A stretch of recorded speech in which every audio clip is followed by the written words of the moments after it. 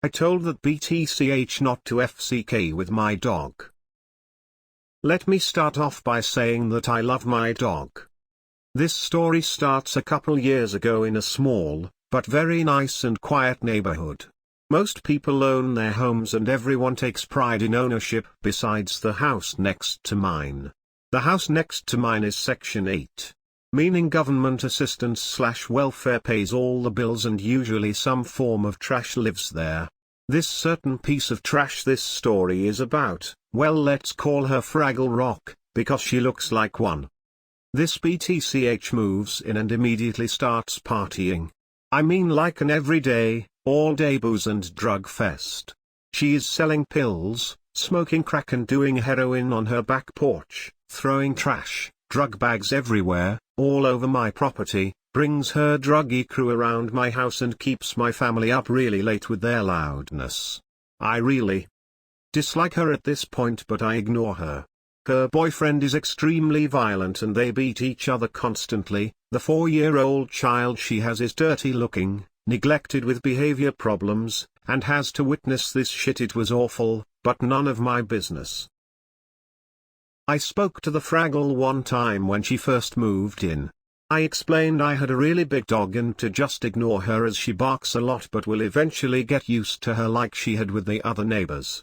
We were actually removing a swing set off of the property line when I spoke to her. Our 6-foot privacy fence was put up about 15 foot away from where our property actually ended, and I seen she had a small child and I did not want to get sued because her child got hurt on it, my property. The landlord lives in a different state and is very absentee. He is also an soul. Fast forward a couple months, most of my family went on vacation to another state for an entire month, and as soon as I returned, not even 2 hours later, I am hauling suitcases from the trunk of my car. Mr. Out-of-State landlord comes by and says his tenant is complaining about me looking in her windows and we need to stay on our side of the fence. That brings about an argument. First of all, I can be on my property all I want.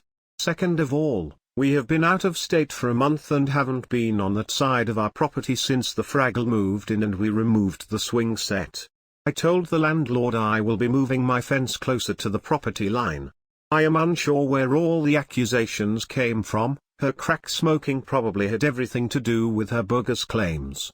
I was now agitated with this BTCH, and she even went as far to call city officials the day I started moving my fence, after we called her over and showed her our survey spikes.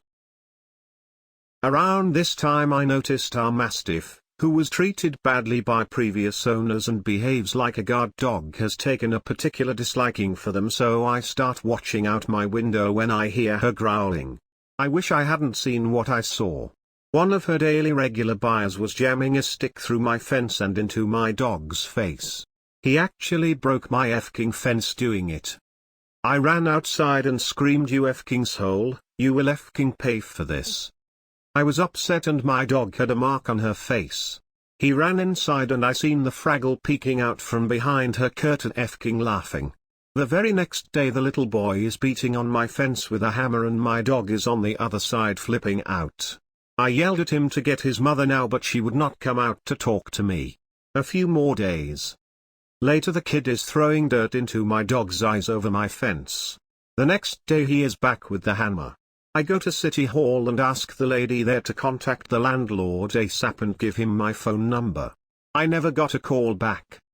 Another incident happens with the same original drug by a friend of hers. He is smoking a blunt with the little child only feet away and my dog is barking.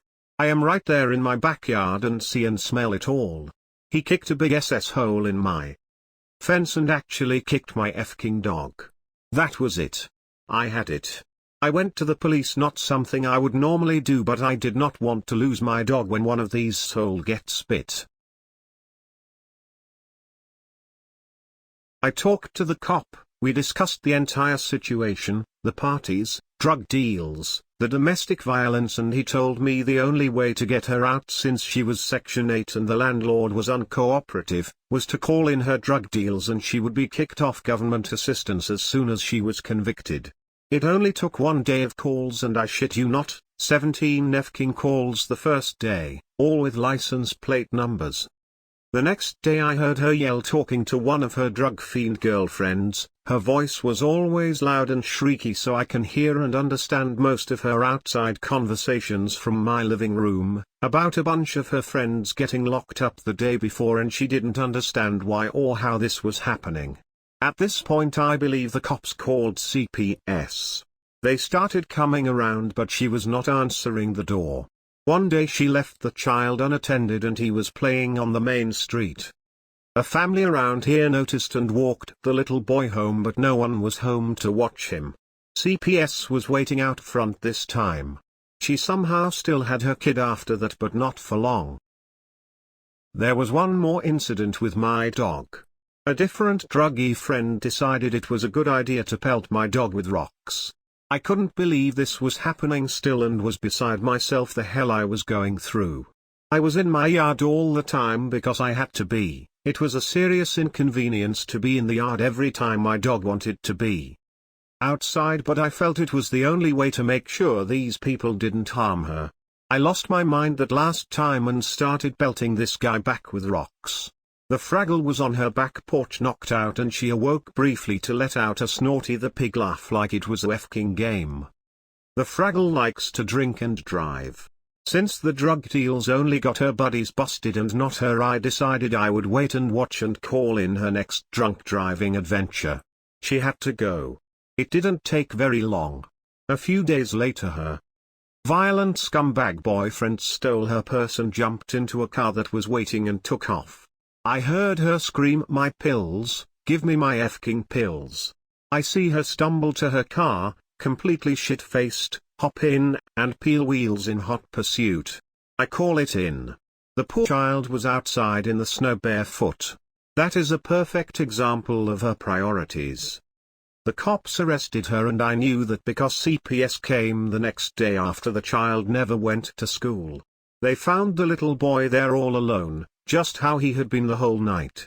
The BTCH was too worried about getting in trouble to disclose to the cops she left the child, a 4-year-old, home alone. Really sad, but hopefully he has a new family now, or at least will one day. The Fraggle returns a day later. No car, and she stops going to whatever job welfare forced her to have. The violent boyfriend must have been in jail still from her purse snatching incident, because there's a new scumbag boyfriend hanging around with track marks visible a mile away. Well, violent boyfriend gets out of jail and runs up in the house. I seen the whole thing as my doggy is freaking out. Dopehead boyfriend and violent boyfriend start fighting. There is a bat and blood. I decide this is my chance to get the cops in the house and finally get these F-King pieces of trash out. It was a sight. Cops come, guns drawn, Dopehead runs inside and violent BF runs through the other neighbor's yard. In the end, they all went to jail. Unfortunately, it wasn't the complete end. When she got out of jail, she smashed the back window and squatted there for about a week. I didn't bother calling the cops because I knew the house was getting damaged, and it felt good knowing the landlord would have to fix it and Section 8 will not pay for damages. Fraggle is gone. I've seen her once around town. She's living on the streets. Lost everything, and she really had it all, and her life was so easy living off the government. I told that F-King BTCH not to FCK with my dog. She should have listened. Comment, like and subscribe for more great content.